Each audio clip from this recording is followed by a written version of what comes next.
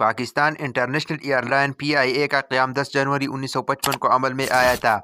قیام پاکستان کے وقت اورینٹ ایئر ویز واحد فضائی کمپنی تھی جو اصل میں قائد اعظم کی خواہش پر اس دور کے بڑے مسلم سرمایہ داروں مرزا احمد اصفہانی اور ردم جی حاجی داؤد گروپ نے مل کر 23 اکتوبر 1946 کو کلکتہ میں قائم کی تھی۔ 30 جون 1947 کو اس نے کام شروع کیا اور 11 مارچ 1955 کو 5 کروڑ روپے کی سرمایہ سے پاکستان انٹرنیشنل ایئر لائن کی صورت میں ایک سرکاری فضائی کمپنی میں ضم ہوئی تھی۔ PIA کی تاریخ 10 جنوری 1955 کو PIA کا قیام عمل میں آیا۔ 1955 میں قاہرہ اور روم کے راستے لندن کے لیے بین الاقوامی پروازوں کا آغاز کیا۔ مارچ 1960 میں جیٹ طیارے چلانے والے پہلی ایشیائی فضائی کمپنی بن گئی۔ 29 اپریل 1964 کو چین کے لیے پرواز کرنے والے کسی بھی غیر کمیونسٹ ملک کی پہلی ایئر لائن بن گئی۔ 10 مئی 1964 کو PIA ماسکو کے راستے یورپ کے لیے پروازیں کرنے والے پہلے غیر روسی ایئر لائن بن گئی۔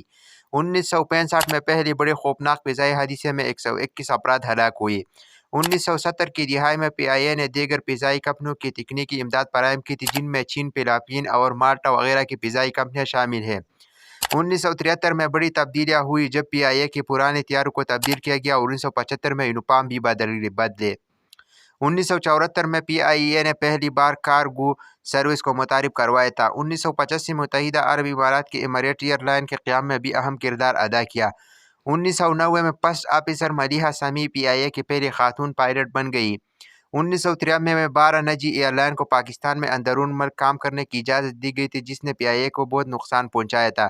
10 نومبر 2005 کو PIA نے بوئنگ 200 آل ایئر 777 کو کمرشل ہوائی جہاز کے ذریعے دنیا کی طویل ترین نان سٹاپ پرواز مکمل کرنے کے لیے استعمال کیا۔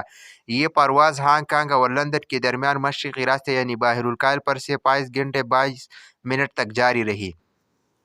PIA اپنے عروج کے دور میں 60 سے زیادہ طیاروں کے بیڑے پر مشتمل تھی لیکن اس وقت اس کے پاس صرف 30 طیارے ہیں۔ روزانہ تقریباً 100 پروازیں چلاتی ہے جو پوری ایشیا، یورپ، مشرق وسطیٰ اور شمالی امریکہ میں 18 مقامی اور 25 بین الاقوامی مقامات تک پرواز کرتی ہے۔ تجارتی پروازوں کے علاوہ PIA نیویارک شہر میں روزویلٹ ہوٹل اور پیرس میں سوفیٹل پیرس کرائب ہوٹل کا مالک بھی ہے۔